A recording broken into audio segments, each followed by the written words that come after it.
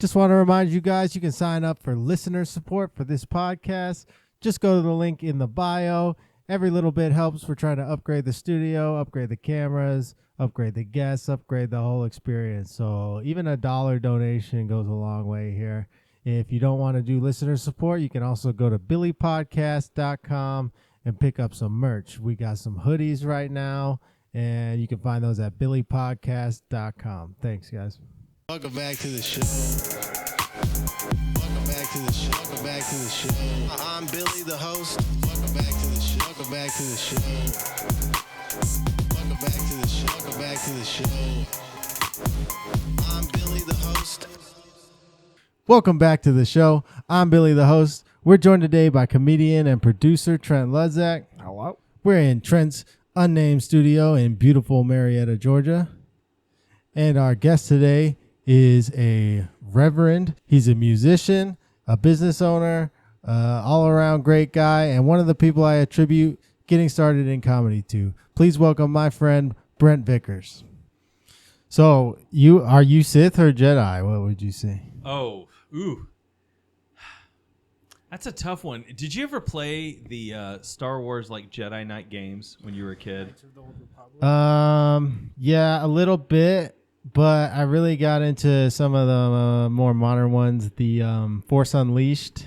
You were a Sith apprentice. Right. And then I played Jedi Fallen Order with the guy from Shameless. I guess this was the one. Jedi Knight was like maybe 2 generations before. I do remember Jedi Knight, but I was really young when they were playing this at the computer store. And and the funny thing about it was like Jedi Academy. That's the one I played. Yeah. When you played Jedi Knight, it determined if you were Jedi or Sith by the way you interacted with people. And like the way, like if you were like, you've got a blaster and you blast everything, like every Jawa, everything dies, you're going to be a Sith. But if you're like, oh, I'm a nice guy, then you get Jedi powers. And the first time I played it, obviously, I was just having fun. And it's like, I'm blowing up everything under the sun. And they're like, Sith Lord. I was like, no, I'm a Jedi. No, I was not. Yeah, you learn that sometimes. I had to go back and play the game again from the start and be nice. Yeah, I learned in video games, like, I have a hard time being nice, though. Like, I'm better. I'll either, like, get to the end and it'll be like, oh, you were kind of in the middle somewhere. Yeah. Or I have to just commit to evil and just commit evil in the video game. It seems that in my real life, I'm a nice person, but in my video game life, well, I'm evil. Were the Jedis really you think? Well, the Jedis for me are they're like warrior monks, and as a man of faith, that is appealing. Okay, but they were super involved in politics. Yeah, in the later years, they became generals and they're in charge of everything, and they're like super involved in politics. Yeah, and I'm out. Yeah. And, one of their rules was like you weren't allowed to really care about anything. Well, yes, attachment was forbidden. You couldn't love anything. That's kind of... Which is stupid. Yeah. But they figured that out eventually. Like later, if you watch like the Obi-Wan TV show and any of the later stuff, they're like, oh, well, Jedi can get married now. And matter of fact, having babies is probably a good way to make more Jedi. So. Yeah, that's one of the things like I like about Star Wars. And that people who don't like Star Wars get frustrated with is that it doesn't make any sense. No. And for me, I as you're probably aware, I'm old. Yeah. And I saw Star Wars, the original movies, in the theaters. Yeah. Because I'm old. So Star Wars for me was a big part of my childhood. Like Christmases until I was like in 8 or 9 years old were like every toy was a Star Wars toy. It was a big deal. This was a big thing. And then it's like Pokemon. Well, yeah, Pokemon for your generation, or like for my kid, it was more like Skylanders and stuff like that. Well, by the time I remember Skylanders, Mark's kids were super into those. Oh, Scott, my son was super into Skylanders. Like that was his jam. Did they ever play Roblox, or were they too old by that point? My kids are funny. Like we have a video game system in the house. We have like a Wii maybe or a Wii U. But like, you see how I'm questioning what we have? Nintendo Switch? Is that what it is? He's got my son's got a Switch. All right, yeah. So That's a good console right there. Nintendo makes a good game console. Just like it's for fun. It's not for all this craziness. Like, but we talked to somebody last night who had 1,800 hours in Mortal Kombat. Wow. A local comic. In the last generation Mortal Kombat, I think he said he in was the up most to recent 1,300 in the new one. Yeah. So combined, he had, I think, between all the games, I think he had like 6,000 hours. I can't even imagine spending. I'm sure he's really good at it. I'm sure he's great. But like the last video game I played on a regular basis was probably Star Wars Battlefront 2 on a PC. That game is pretty sweet. It was sweet. Well, it was everything I wanted. I could be. Have you seen Space Marines? No. It looks pretty sweet. It's Warhammer 40K. My problem is between multiple jobs and music and career and everything, I have about an hour of media a day. I get really addicted to this game, Civilization. Sid Meier's Civilization. I've heard. I work with teenagers, so I hear about things, and they're like, "Oh, this is amazing! This is amazing." But I'm like, "Yeah, I haven't played a video game enough to know anything about it." But I always loved first-person shooters. That was my favorite thing. The only thing better was Star Wars-based first-person shooters. Yeah. That looks amazing, actually. That's what new games look like. I know. You make me sound so old. But this one's kind of similar to Star Wars in that there's like a very old player base. People play Warhammer on the tabletop. Right. Yeah, and there's a bunch of lore behind it. There's a bunch of books people ever in, just like Star Wars. How it's none of the lore makes any sense, but it makes more sense than Star Wars lore. Fair enough.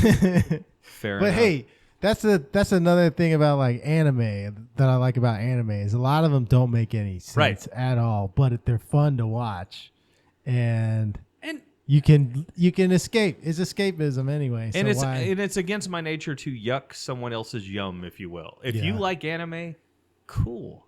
That's awesome. I try to keep that in mind when I hate on things, but like pop music or. Well, I mean, like I'm not a huge Taylor Swift fan, but I work with someone who loves it, like at a level that is kind of obscene. Yeah. But yet, is Taylor Swift talented? Sure. Does she have a huge following? Sure. Yeah. If you like Taylor Swift, that's fine. Not my thing, but that doesn't mean it's a bad thing. It's just not my thing. I try to. Did you ever watch Ted Lasso? Did you watch that on Apple? I try to be curious and not judgmental with people. It's more fun for me to ask questions. Okay, well, why do you like anime so much? Well, it's escapism. You know what? I listen to Jimmy Buffett music for the same reason. Yeah, that's escapism. Yeah, you know? His songs don't make any sense. No, it doesn't make any sense at all. But yet, it takes you to a different place for those 3 minutes. It's great. It's fun. It's fun. It's like, and there's nothing wrong with fun. My son loves F1. You ever been to the Margaritaville restaurant? I've been to Margaritaville restaurant one time, and it's like an O'Charlie's. It's very much like a Bahama Breeze kind of vibe, but with more Buffett music in the background, which is hard to imagine because Bahama Breeze might as well just be a Margaritaville property. You ever been to a Bubba Gump? I have one time. Yeah. Those places are dying, man. They're all going to be online. Well, you got to go to VR to go to O'Charlie's now, I think. Well, when's the last time you sat at an O'Charlie's? The one that like I knew people that worked at in high school and stuff. Yeah. It closed down over there by Lassiter. Yeah. That one's gone now, but there's still like a shell of the O'Charlie's. So I just been like, I don't know, laughing to myself. Well, the last O'Charlie's I ate at a long time ago is now a really decent Mexican restaurant. So, it's got that going on. So I walked in there. It was like, it's an O'Charlie's. And they didn't even take the O off the door. I was like, it's like O Azteca now or something like that. It was just like they just left the O on the door. And it's like, yeah, those O's are expensive. Yeah, you must say you don't want to have to recreate that. That cost money. You got to go to 1 hour signs. That's right. Something like that. I mean, that thing was made of brass. It's hard to deal with. Is your church that you work at smaller now or no bigger? Yeah. Okay. Yeah. Well, just because you've been telling me you do a lot of stuff, man. You got a lot going on. Yeah. You got a lot on your plate. I'm a next gen pastor, which means I supervise everything from like birth through college. So anytime during the week, it depends on what I'm doing. So I've got a couple of folks who work for me who take care of the children's ministry and the nursery, and then I work with our youth group, and then our young adults are at my house every Thursday night, even when I'm out of town. If I'm gone, they still show up. They have the code to the house, and they come in and cook dinner. And they trash the place? No, not so bad. They did break a pitcher one time, but I'm sure it was an accident. That's good. But I also I lead our modern worship team. So on Sunday mornings, I'm the front man of our worship service, and it's grown a lot. The church with the modern worship service when I got there had about 20 people coming to it. Now it's in the 80s, real consistently. So it keeps growing. So that's been over the last couple of years. So, and the church itself, we separated from the United Methodist Church. We are now an independent Methodist church, which is a little bit of a weird thing to it's be. Like Methodist with guns. Kinda. In Kennesaw. It's right. Well, everybody has a gun in Kennesaw. It's city law. You have to have a gun. No, that's not a joke. They said you guys can't have guns No. in the church. That's right. We said, yeah, we can. We're separating. We're separating. seceding. We're disaffiliating. All right. No, it wasn't quite. They won't like come that. after us No, or something, no, I don't will think they? so. No, Are I you don't- on there like I- you did like Boeing where they're like, we're gonna get I don't. Brent I for hope this one. not. I really. You don't separate That's from right. the Methodist. Well, it United. was a long litigious process. It was a union job. No, not quite. It was a long process, and it was not a fun process. But we separated January 1st. So over this last year, we've seen a lot of growth. We've seen a lot of new families coming in the door. We've seen a lot of we're a very affirming church, so we've seen a lot of families coming in the door that would never have walked through our door in any other time, and it's been a cool thing to see. It's been a lot of fun. What's the difference between Methodist denomination versus what makes something Methodist? Okay. There's a method or something. There is actually. John Wesley was the founder of the Methodist Church back in the 1700s. He was at Oxford University, and he and his buddies formed this little Christian club, and they said that they had a method for everything. So people were basically picking on him. Nerds. And calling them Methodists. And then he was like, wait a minute. But he came over to the U.S. He actually came to Lake St. Simon's Island to start a Methodist church over here. And it did so poorly, they kicked him out and they sent him back to England.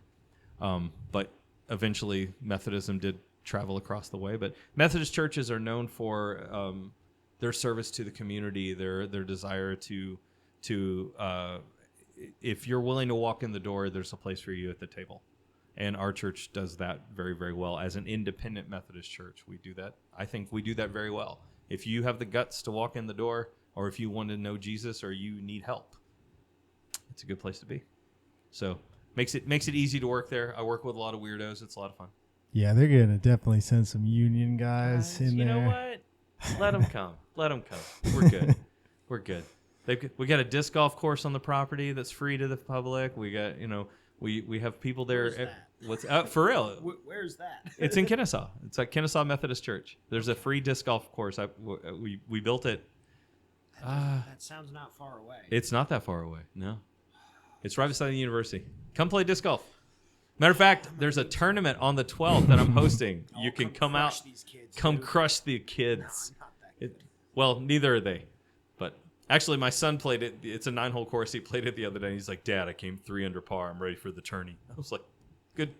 Do you still play in the band too? I do. I play in like 3 bands Dude, right now. you're doing so much. I know. I'm doing too much. The band I've been with for 12 years is called Sky Crib. As a new dad, I'm thinking about all of the hours. Oh my gosh. like, involved in these things.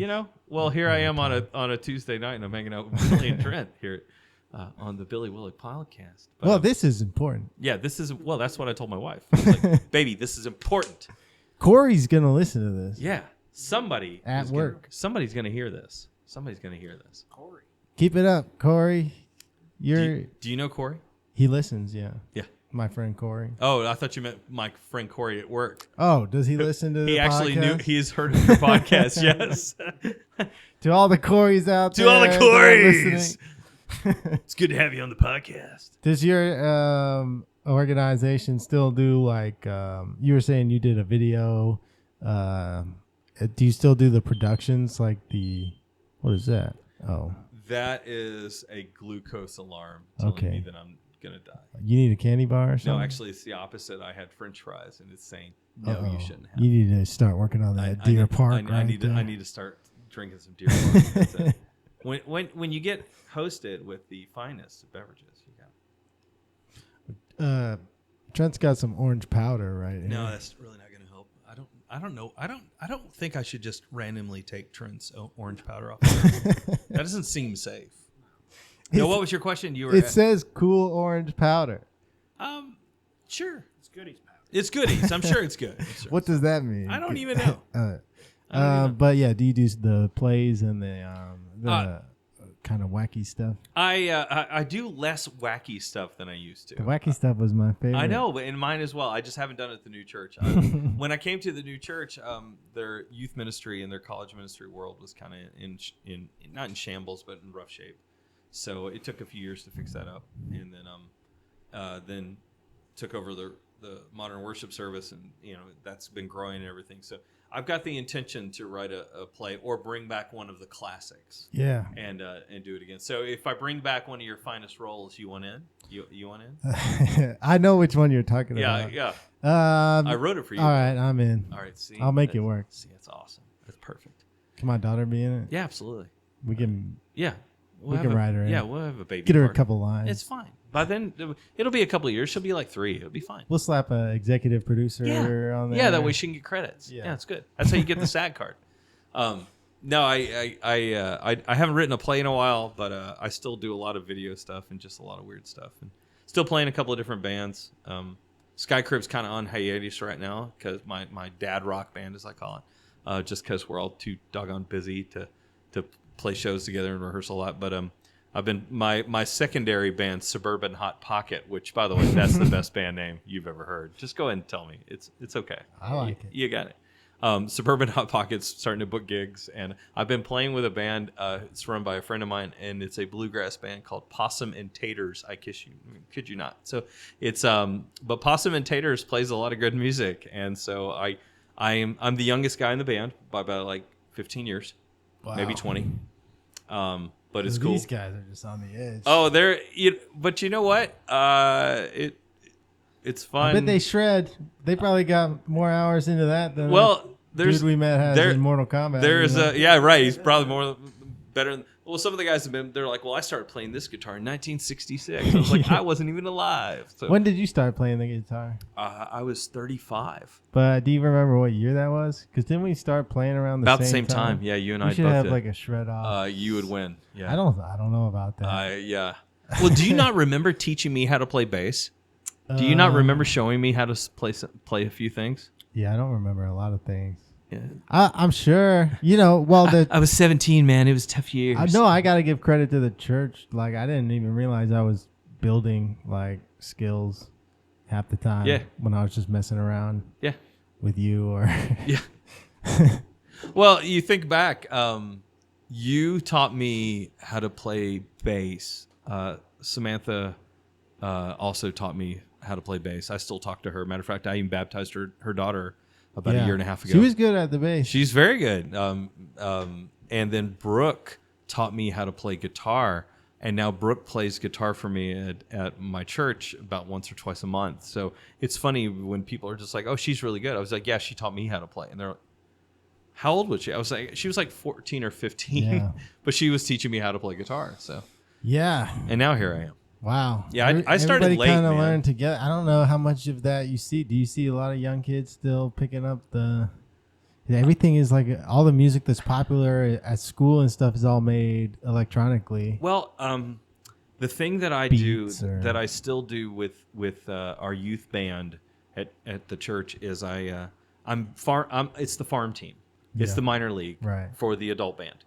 And when a kid gets good enough in the youth band, they get migrated into the adult band. So it's like on any given Sunday, I can have a 70-year-old playing drums or a 70-year-old playing bass, and then a 15-year-old playing piano or leading worship or playing guitar. And that's the way I like to do things. I like to build teams and build people. And, And here, look, here's Billy. He's one of those people. Well, yeah, I'm still in the one band. Yeah. Maybe that's a me problem though. If you ever want to come play bass or guitar, No. just I know a place. It's fine. Yeah. I know a place. No, it's funny because Chuck, who plays, played guitar with you for years over at the other church, he told me one time, he's like, you're my most successful student. And I was like, yeah, my first guitar lessons or bass lessons were with Chuck. Yeah. Like when I was 35 years old. So that was 15, 16 years ago, something like that. He was offering lessons. Yeah. He's not a great teacher. He doesn't have the teacher. No, I ended up taking which some is lessons. Funny. Blake's a great teacher, Yeah. Well, I ended up taking lessons from another guy who's now on tour with a couple of Christian artists and stuff like that. So it's funny when I see his Instagram, I was like, I used to go over to his house and we'd just hang out and play bass. Yeah. But it's But that's a lot of learning guitar is just watching someone who's good at it Oh, do yeah. it right in front of you. And then that's how I learn any song now is if there's a YouTube video of a guy playing the bass to that song, I can learn it. Well, that's the best advice Eventually. anyone ever gave me when it came to music. What they're like, go play with people who are better than you. I promise you, in Sky Crib, I'm the worst musician in the band, bar none. 100%. Like all Sometimes I think I just don't got it, man. Like, well, I know I don't got it. I just I practice a lot and I get better slowly, but I'm like, there's people who have been doing this less time than me who are way better at it. I'm excuse me. I make up my lack of talent with enthusiasm. Yeah. So that's but like even on Sunday mornings, like I front the church band, but yet most of the time I put other people singing most of the songs because honestly they're better than me and they have a talent that God's given them and they need to show it more than hearing Brent sing all the time. If you want that, you can get that. Yeah. I play plenty of private gigs. I don't know. It'd be tough because I really don't like. Do you need to do something about that glucose alarm going? No, there's nothing I can do. I just got to write it out. You're I'm not gonna going to die. No. No, it just means that we're really close to the hospital. I appreciate that about you. It's very convenient.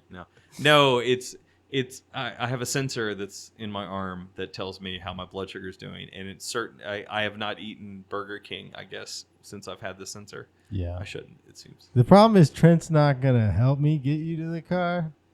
He's just gonna.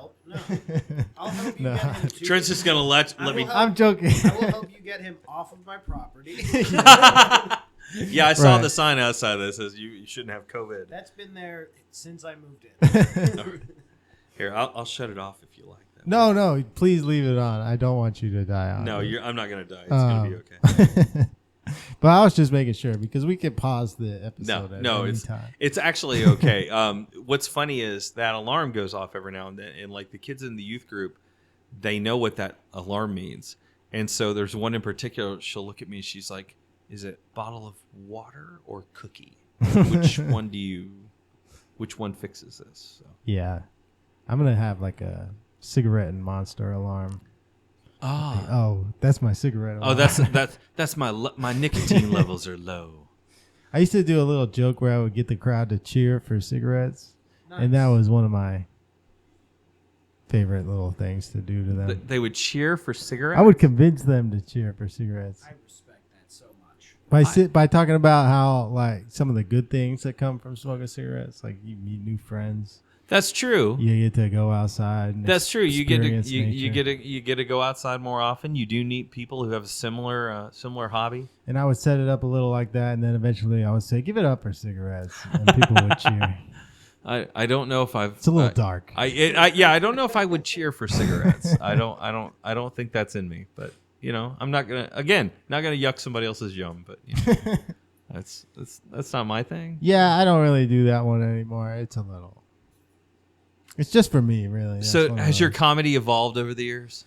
Yeah, I would say it was a bit more edgy when I first started. Like probably any open micer is. I don't know. You figure it out eventually. You bomb a lot. That's the main thing. Yeah. Well, that's music. That's acting. That's preaching sermons. But you've done like a lot of improv before. Yeah, so. I've done improv in Nashville and here. Even with and- that, sometimes you can bomb. Oh, you know. I went to see I- Improv most of the time they're bombing. Well, yeah, that's the funny thing. Like, you watch like Who's Line It Anyways, and you're like, my gosh, these guys are amazing. Look at everything in the show is amazing. And then you realize, oh, that's only 22 minutes of a 2-hour show. Yeah. The other 100 hour and 37 minutes was horrible. Just horrible. Yeah. One thing that really helps me like perform well on stage is, especially if you're in like a nice theater or club setting, like the appropriate setting for a show, is I try to remember like this might be somebody's first comedy show. Sure. So they don't have any preconceived bias Right. about what a comedy show should be like. And so that can help me like just not second guess myself because of something another comedian did or Well, like, I've seen you perform a couple of different venues in a couple of different places, and you need to come clean with me about something. I saw you about 3 or 4 years ago, and I came with another guy from church to see you somewhere downtown. I can't remember. 5 Paces In. That might have been Ty it. Colgate's show. Yeah, very small, very Yeah. tight little venue, and the Had guy a who brick wall though. yes, it did have a brick wall. Nice spot. The guy who was the MC for the night, I don't think he could make a sentence without dropping the F-bomb in it. Uh-huh. And you got up there, and I was like, I wanted to know if you were cleaning up your act because I was there with another guy from church. No, Trent can vouch for me on that.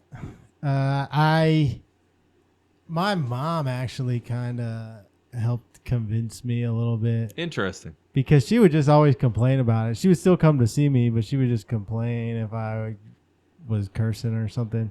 But then once I was out doing my own thing and, mom's not Yeah. around, I would start to see the same look my mom would make on other people's faces when I would say certain Really? things. And I was like, okay, there's a lot of people like my mom out there who don't want to hear that. Sure. And by doing it when I really don't have to, I'm steering people away from this.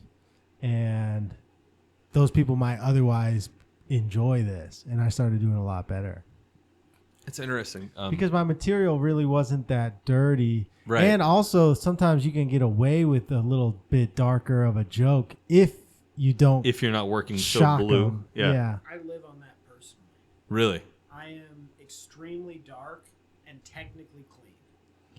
You got to shock them with the punchline. That's what I learned. Instead of shocking them with your vernacular, Yeah. whatever you think about certain words. Like on the podcast, I'm a little bit looser. I like to have fun. But some people are shocked a little bit when they hear those words. And I don't want that to be the only thing they heard Right. in that 60 seconds. Well, I mean, it's easier. It's harder to work clean than it is to work blue. I mean, it's hard. It's a lot easier to be filthy. It's a lot easier to swear. It's a lot easier to do all those things. But it doesn't. It's more of a challenge to work clean. Yeah. The thing I've told people about when I've taught other people about homiletics, the preaching, basically, like the art of preaching. If you can get people laughing with you, you can hit them as hard with the message of the gospel or a message about sin. You can hit them as hard as you want. Yeah. If they are laughing with you first. And I don't see much difference between what I do on a Sunday morning in a message versus what you do. But we're both communicating, both conveying a message of some sort. Yeah. Yours may be about something fun or silly you saw or an experience. Or, Preachers bomb harder than comics. it's tough, man. You know what's funny though is when there's you look out at somebody's nothing worse than when someone's out there sleeping. My whole childhood. Well- watching bombs. Well, no, it's I was going funny to though. preaching open mic, apparently. Somebody sent me a meme one time that was just this guy smiling. He's just like, write the best sermon of my life. Nobody cares. Get up there and just preached off the cuff about nothing, and it was terrible. And someone accepts Jesus as their savior. He's like, I don't know what I'm doing. I was like, that's me. Yeah. There's Sundays that people come up and say, oh, that's the word I needed to hear. Really? because That's I felt like that was terrible. That's the art of like. I'm also a firm believer in keeping it a little loosey goosey. Like I see a lot of people out at the open mics. They got notes. Notes for sure. I mean, notes are acceptable at open mics, like within the culture, because you're just working on jokes. Now, forgive me for not going to very many open mics. Do they have notes like in their hands? Yeah. Sometimes. Wow. Yeah, I think that's like. I think it's kind of like when boomers hated the cell phones. It's kind of like that. It's just like they don't care when each other do it. So like the young guys, they all have their little notebook with them and stuff. I mean, I get it. You're trying to write new material and you're editing and everything like that. Yeah. I guess I just never have pictured somebody up there with like notes. They're just taking it way too serious, in my opinion. But also, like, I just do better when I'm a little loose. I've tried doing the thing, like hide the notes somewhere on like a big important show or something. Yeah. It never goes well for me. I just gotta get out there, sink or swim. Like go over my notes before I go out. Well, you're gonna prepare. Yeah. Yeah. But, well, do you know I do the exact same thing when I preach? Really? I write a whole manuscript, which is very old school, and there's people that, oh no, you should do bullet points and everything. It's like, no, I actually write the noggin. Well, for me, I write the manuscript because I want to know how it sounds in my head, and then I read it out loud, and then I use that as reference, but I don't ever read it. Yeah, it's there. It's there on to keep me in order, but it's not there. Our tech guys have a copy of my sermon, and they're trying to follow along, and there's some of them that are just like, yeah, you really were like you were like over here, and you were 2 pages ahead at this point. And I was like, it's like it's a guideline. It's a guideline. Yeah. The PowerPoint guy. Yeah. Yeah. Well, it's not PowerPoint anymore. Whatever it's they like want. ProPresenter nowadays. Who's flying private because of those softwares, man? There was it Media Shout and ProPresenter. Yeah, they're both doing all right. Those guys are they're doing just fine. Media Shout's purely for churches. Pulling the McLaren up on a Sunday morning. Probably. I mean, well, and as expensive as ProPresenter is, yeah, I would agree. It's but I try to keep our tech guys in line, not in line, but I try to keep them in line with me, because if that's the job you want at church, being the media guy, because those are marketable skills. Yeah, when you learn how to play guitar and bass, like, congrats, now you can play guitar and bass for no money. Hey, I've done okay with guitar and bass. Well, yeah, yeah, I've done all right. You're much more like entrepreneurial than me, probably. Yeah. I'm just like, I hate doing business. I love performing. I hate doing. You hate business. the business side of it. Yeah. Well, for me, it's I have a bad habit of monetizing my hobbies. Yeah. Like if I get into something, like, how can I get some? Well, no, it's not. And it's not even like that. It's just I get. How can I get my private jet? That's right. I need me a private. Well, you saw what I drove up in tonight. I mean, obviously not a private jet, but it's like put some rubber ducks on your jet's windshield. I love Jeeps. I've had 5, 6, 7. I don't even know how many Jeeps at this point. Probably 5, 6. I don't know. Anyways, the duck thing, people give them to me, and I'm just like, thank you. You can give them to me. My baby likes to play with them. In the bed. Cool. If they're clean, if they're gross, then I'll start saving ducks for you. Yeah. Because people are like, oh man, cool Jeep. I'm like, thanks. Yeah, I don't need a duck. You know what would be cooler than the duck? How about $1? Because it's a Jeep, which means just empty every pocket. Come back on the podcast in a couple months and bring all the rubber duckies. I can do this. Other Jeep owners. I can do this. Or Chick-fil-A. Or Trent's opinion. Yeah. Every time somebody hands you a duck, just whip it over their head. Oh, just chuck it. Just throw it. Just like duck hunt. Just be like, yeah, that's what I think of your duck. duck. I need bath toys because I have to throw them out sometimes. Yeah. Yeah, but it's way funnier to look in somebody's eyes and then throw something they hand you. Just be like, you gave me this duck. I mean, recycle. You should recycle. This is what I think of your duck. Well, yeah, throw it as hard as you can, as far as you can into a recycling bin. I don't get the duck thing. It's just, I mean, I love Jeeps. Don't get me wrong. Jeeps are a big part of my life. I love driving them. I love fixing them. I love I used everything to have about a it. Jeep Grand Cherokee. That's the only Jeep that I don't like, but It that's was okay. my mom's car before. I remember. It was a chick car for sure. I had a Grand for about a year. It was kind of nice though. They're nice, but it was slow and couldn't pass a gas station. So it was both things. It was a piece of crap. It was not the greatest car. It was not the greatest car.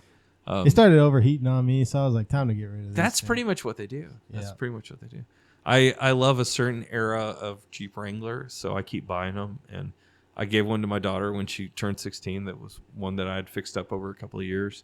And she drove it for about a year. Then she looks at me and is like, Dad, can I get a different car? And I'm like, why? What's wrong? I was like, when I was a teenager, I would have given my right arm to have a Jeep. Please, Dad, can I just have a Hyundai? Right, for real. She's like, can I get something that's a little better on gas?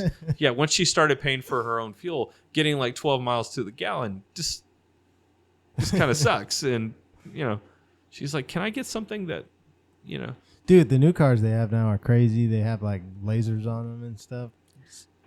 It'll slow down if you're too close to the car in front of you. We went out to lunch today, some of the guys on the staff, and there was a guy who parked next to us with a Cybertruck. And I'm just looking at it going, why? For real? I get it. I understand. Do you really? Yeah, because it looks like Halo 1 graphics. Well, it does. Doesn't it look like a Warthog though? Could you not make that into a technical, like just like so fast? They look cool, but I watched a guy snap a frame in half on one of them, so they're not much of. Have they mounted a gun on top of one yet? If they should, because you can't deny the power of the old 4Runner, man. Well, no, it's the the old Toyota 4Runner. No, it's the Hilux. The Hilux truck, overseas, the man. pickup truck. But hey, I'm talking about in America. God forbid someone were to have one of those 4Runners with the sunroof. Oh yeah, you just mount a gun. Yeah, up I know. there. That's common. I'm not saying you should. I'm just saying you could. I'm trying to remember when it was. I want to say it was in Africa somewhere or the Middle East that. Well, the Hilux. No, I know about the No, Hilux, but you can't get those in America. No. Well, there was a Wait, so which one are you looking at? 4Runner. There was a battle fought where the opposing side had tanks, like T-72 tanks from Russia, and all they had on the other side was a bunch of Toyota Hilux, like Toyota Tacomas. Yeah. But American supplied Stinger missiles. And basically they just mounted missiles in the back of these Toyotas and decimated an entire battalion of Russian tanks. Because they were going so fast and the other tanks couldn't keep up. And I was like, there was a... And actually, by the way, Stingers are anti-aircraft. I might have had the missile wrong. Sorry. Oh, there we go. Oh, there we go. Sure that's not a Stinger helicopter rocket. I would assume they would have whatever anti-tank missiles. Yeah. Well, all I know is... Trent was in the Army. were you? Oh, sorry. And I was very specifically in air defense. Oh, so very that's good. why I know That's why you know. Stinger is You're in like, there. Brent, I know. Sometimes I forget he was in the Army. It's the one type of... There's two types of missiles that I definitely know what they do. And it's Stingers and Patriots. Maybe it was the Javelin that was used to do That sounds right. the Javelin. Maybe I've got the missiles wrong. Who knows? All I know is they won the battle because they were... Oh, no, it's... What is that? That's a... That looks recent. Yeah. That's like a Tacoma. That's a Tacoma with a... See, those are Stingers. Those are Stingers. For sure. That's a tow missile on that other one.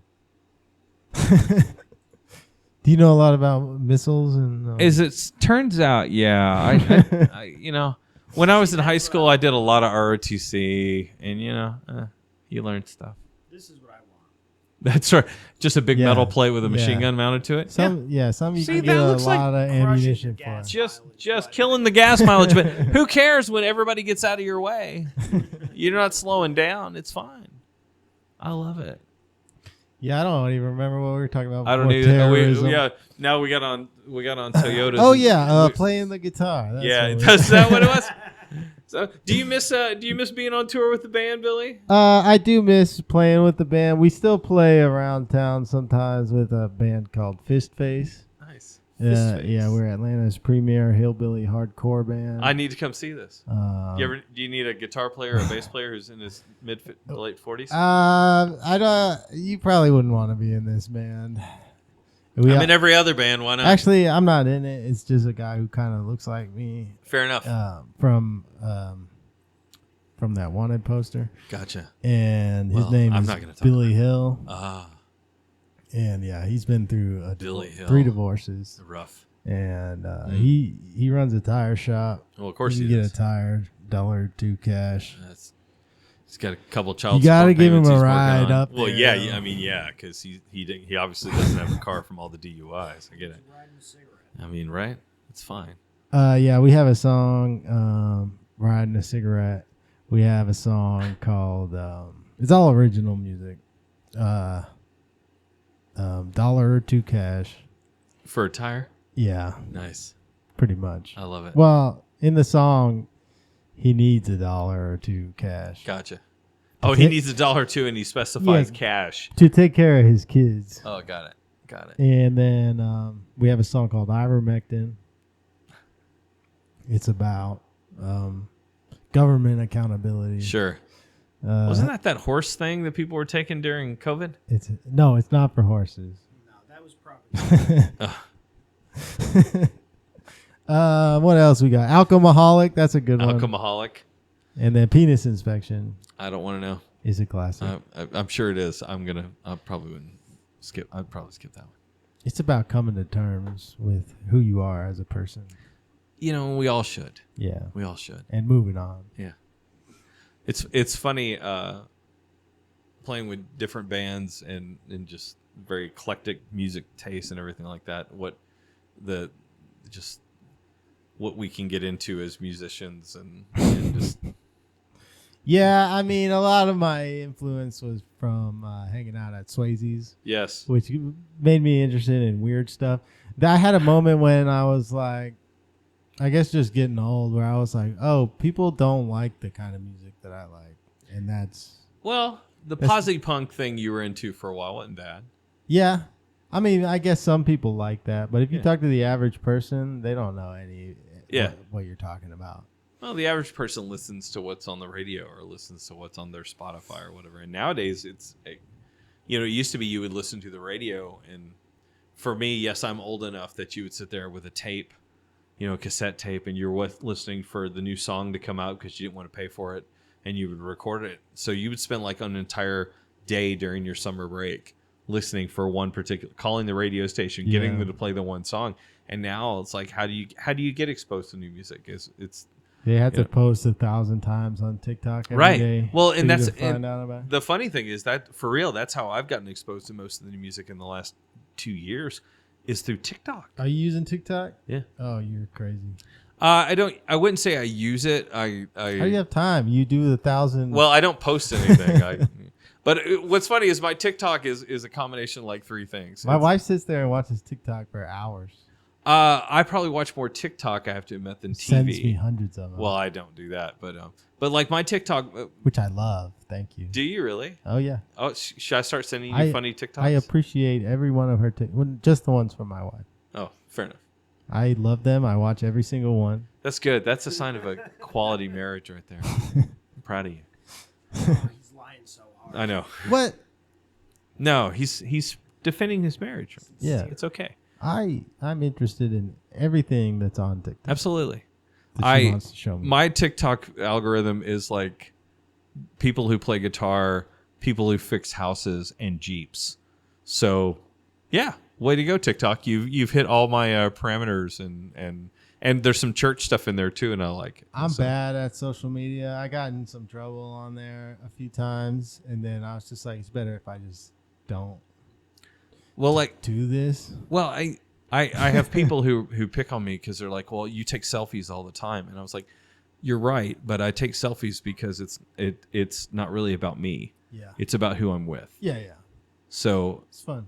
I will just like rage bait on there. Yeah, I'll go crazy. So now I just post things about comedy or music or Well, I tend to stuff like post that. pictures of like what the church is doing and what my kids are doing and stuff like that, or like Brent with other people in a selfie. But I do that because it's about the community that I'm with, it's not even really that much about what I'm doing. It's about the people that I'm spending time with, and so it's about building community. It's about building connection. And for a long time, like at church, somebody came up to me from a church a couple churches back and said, "Oh, I love your Wednesday night pictures that you put up." And I was like, "Oh, you mean the one of like the youth group every Wednesday night?" And they were like, "Yeah, we look for them every Wednesday night. We see all the kids there." And I was like, I do that for two reasons. Number one, I have some older folks in the church who, because we have two separate services, they don't always see the modern service, and so they don't realize how many teenagers are actually involved with the church and what they're doing. And also, I do it for kind of like I did it in the early days for contact tracing. It's like, okay, who was there in case there's a COVID outbreak? You know, it's like who, but then it turned into, okay, this is a way for the church and people to see what's going on. But it's funny that it's not always people from my church who come up to me and say, "Oh, we see your pictures every Wednesday night or every Thursday night when you take stuff with your young adult group." Does that keep you going? What's that? The people being like, "Oh, I saw this." You're not just screaming into the void. No, well, it does make you think who sees your stuff. Yeah. You know what I mean? Do you ever get that somebody will come up and say, "Oh yeah, I saw this and it was really great," and you were like, "Dude, I listened to this podcast or whatever." I'm like, "What did I say?" What did I say? Yeah, Like yeah. that. What did I say? Yeah, right. Right. Well, Scariest thing you can hear. a few months back, maybe about a year back, a church had reached out to me and was like interested in me becoming their pastor, and they said, "Yeah, we went to your church's website and we watched one of your sermons. We really loved this reference you made to fishing." And I'm like, that's the other guy. That's the other pastor. He's really good. And if you want to hire him, You should have taken all that credit. I can't, but like, yo, that fishing story. yeah, I must say, I was like, I just came up with that. there are things that I can Carlos Mencia of Methodists. right. There are things that I can speak intelligibly about. Fishing is not on the list. So I'm like, yeah, that wasn't me. But thank you. He's also bald and has a beard. So from a distance, I could understand. Was it a grandma? She was just sitting there with the grandma headphones on. Well, it was a Zoom call. So I like this young man. Well, they were just like, well, we were listening to your story and we listened to your sermon. And we really enjoyed the story about fishing and your boat with your grandpa. And I'm like, that ain't me. But it was a good sermon. That wasn't me. That's sad that you couldn't figure that out, but it's, but thank you. Have you ever like stolen another pastor's sermon? And That's kind of like stealing jokes. yeah, I've always wanted to just like do someone's whole set right before them at an open mic and see how they react. See if they notice. Well, but it's funny though with pastors, like, the Bible is it's very 90s television. Right. Yeah. The Bible is 2,000 years old. There's nothing in it that hasn't been preached. So, like, when I'm doing research, I read commentaries and I read other sermons and you get inspiration. But no, you should write your own stuff. Have you ever thought about, like, claiming that some golden tablets came to you? But now nobody can find them? No, that seems like a different faith that I'm not really I'm down with. It could be any kind of tablet. What if you found silver tablets? Oh, it could be Yeah, silver, yeah. maybe bronze. I don't know. What's your favorite Palladium kind of metal? Oh, my favorite metal. I don't know if Doom metal. Yeah. So, what have you? It's like, I don't know, magnesium. I don't know. Something obscure. I don't know. Titanium's nice. Tungsten carbide. Yeah. What's your favorite natural resource? My favorite natural resource? Air. Air is really important to me. I need it every day. Water's up there too, especially Deer Park water. Delicious. Yeah, I like water. Plants are kind of cool. Plants are cool. My son has got he's got green hands, not just green thumbs. He likes to grow all kinds of things. So right now we have a banana tree that is taller than the roof of our house coming out of the backyard. And he planted a piece of a pineapple that we ate. And now we have a pineapple plant growing in the backyard. And We took a He gourd. tends to these things. Yeah, he. Bro is playing Stardew Valley in real life. Well, I think what happened was we watched The Martian, yeah. and he's just like, "Oh, this guy can grow potatoes on Mars. I'm pretty sure I can grow some stuff in the backyard." No, And- you know what he should do is like start eating bugs and get a bug colony. He has a bug colony that feeds his lizards. Oh, there you go. Dubia roaches, huh? No, they're like mealworms. Oh, okay. Yeah. So like he already breeds bugs to feed to another animal for a constant source of protein for him. So he's into stuff, and it keeps me on my toes. That's something you'll get to experience as your kids get a little older. He's preparing for something. He's preparing to secede from the United or something. Well, someone told me they're like between the fact that you taught your kids during COVID. He does all this running too. Well, long yeah. distance running. Oh my gosh. Do you know what time I was up this morning, Billy? That's how they got Gabby Petito. A couple mango trees and a 10-mile run. My kid has to be at school at 6 a.m. right now for cross-country practice. So that means I have to be up with him, and I take him to school at 6 a.m. How do you do that after playing a gig or something like that? You don't do it very well. Or you do it multiple days in a row, and right now you're really tired. Somebody else helps you out, or because I'm a new parent and I'm on the edge right now. Well, our kids are a little older than yours. I've been running on fumes. I mean, you've been running on fumes for like 14 months. Yeah. It gets better. It really does. They start sleeping more, and eventually they become like these little people who can kind of take care of themselves. My kids are like helpful now. It's great. They do their own laundry. They take care of their own stuff. I'm so afraid of her injuring herself or... It's funny with the first one, like with my daughter. Yeah, absolutely. We were like very protective parents, and with the boy, like it's just he'd be all right. It's such a double standard. They are a little more resilient than you give them credit for. It's so funny. It's so funny. It's so funny. Yeah. Yeah. I think as a parent, and maybe this is advice you need to hear too. Our job is to teach our kids to be able to do dangerous and hard things safely. Yeah. So like, hey, a lot of that is just confidence, though. Yeah. So, Well, you got it, and I've spent. But also, most professional base jumpers die from base jumping. Right. Well, there's I'm also not, that. Well, you teach them to do dangerous things.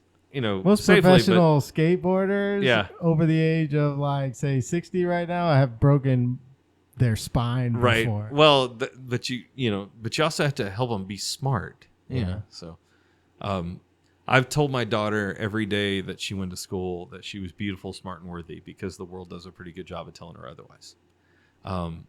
I've told my son that he's handsome, smart, and worthy every day going to school because the world's going to do it otherwise.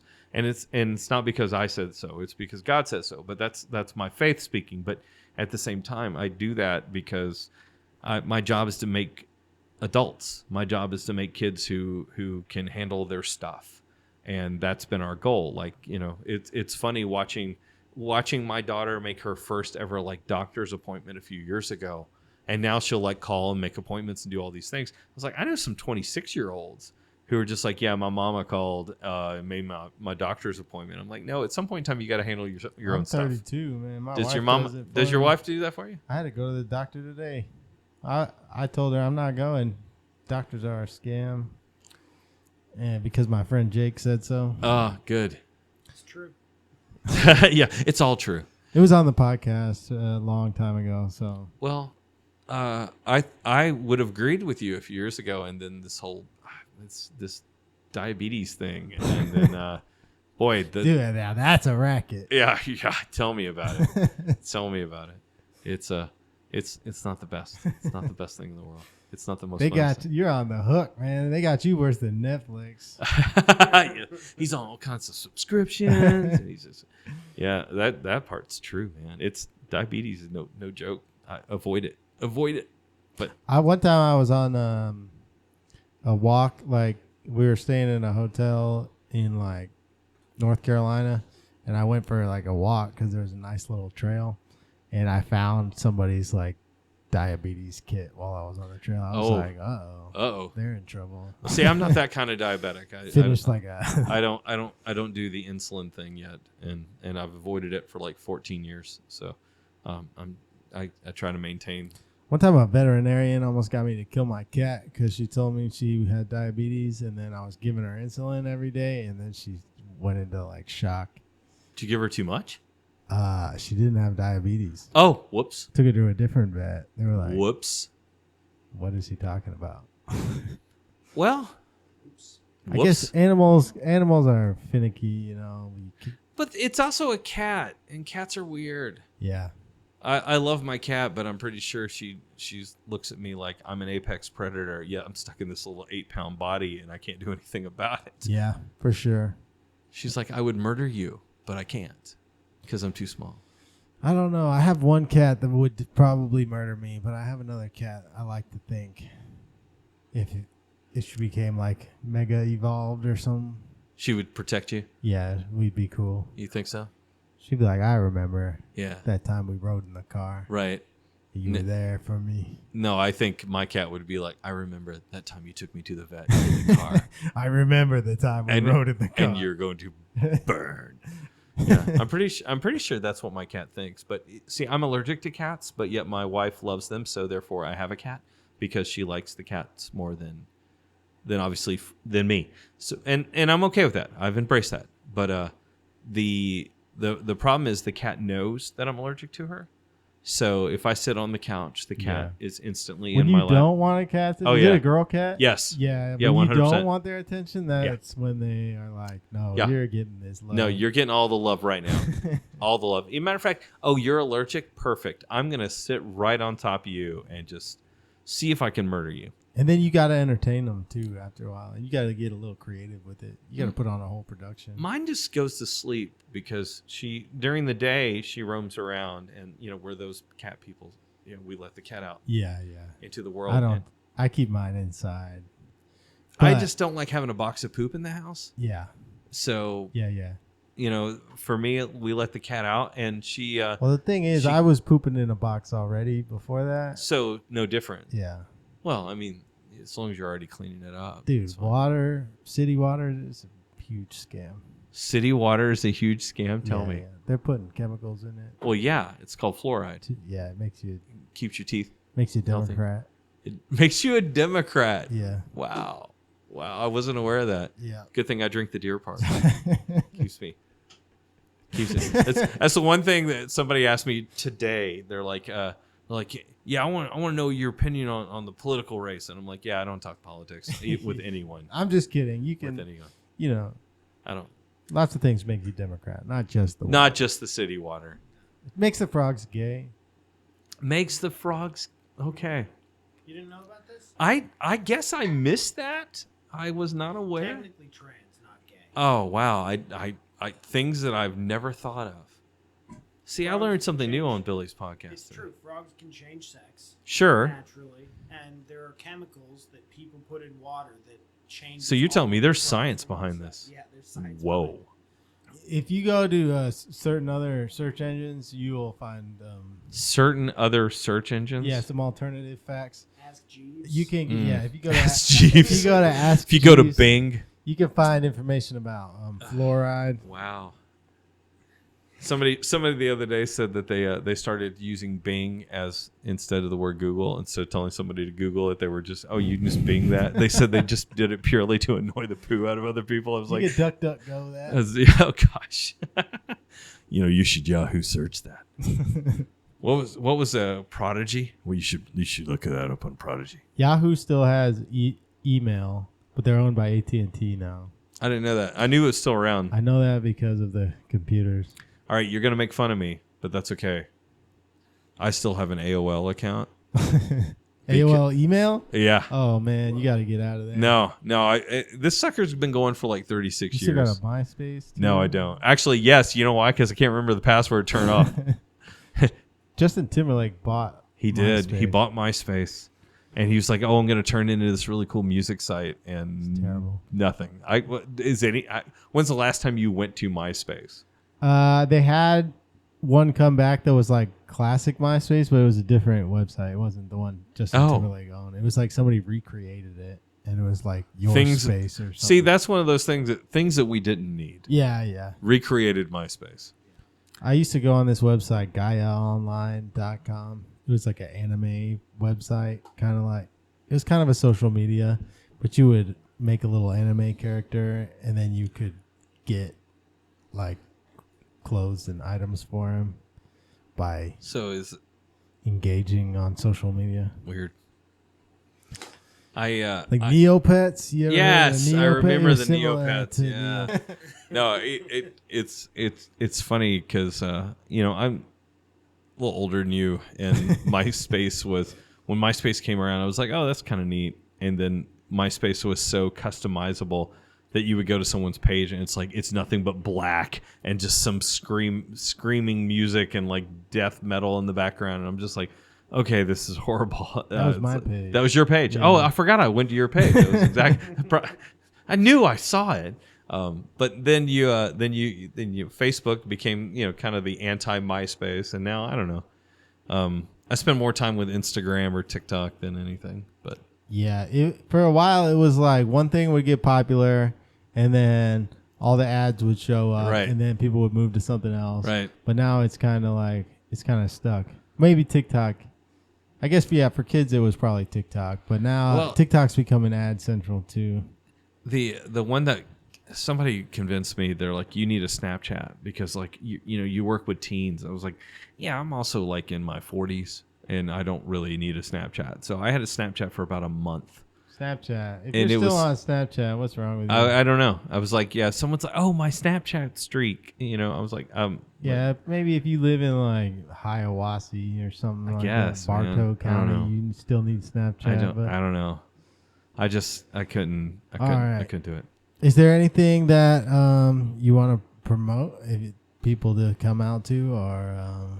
Well, it depends, because every Sunday, Billy, I got church, and if you need Jesus, it's a good place to be. So every Sunday, Kennesaw Methodist Church, 10 a.m. for traditional, 11 a.m. for modern worship. Honestly, the church is great. The people are great, and we do a lot of good in the community and a lot of good around the world. So it's a good place to be. If you're a disc golf player, we have a disc golf tournament that's really it's just a good time. We call it the Kennesaw Klassic. Which we made with double Ks. Some country club in Kennesaw is going to be mad. Well, no, it was funny that we posted it and put it on a disc golf website. And first comment, you spelled classic wrong. I was like, it's a play on word. Forget it. You know what? It's just not even worth it. It's not even worth. You're right, sir. We're idiots. But that's on the 12th of October. If anybody wants to come out and play some disc golf and have a good time. But yeah, I play shows with Suburban Hot Pocket and Sky Crib and Possum and Taters all over the place, and it just depends on the day of where I'm going to be at next. But actually trying to book a few new things right now, just because I can't sit around and do nothing. I'm just busy little guy. But no.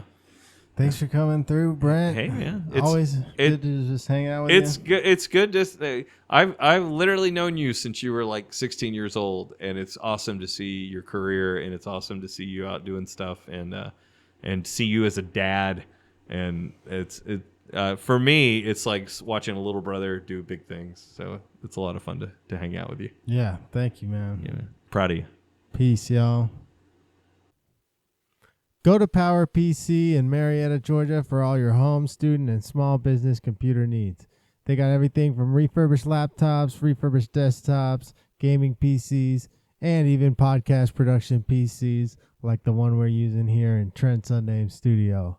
So if you need a new PC or a repair on your laptop or desktop, go to PowerPC in Marietta, Georgia. That's PowerPCGA.com.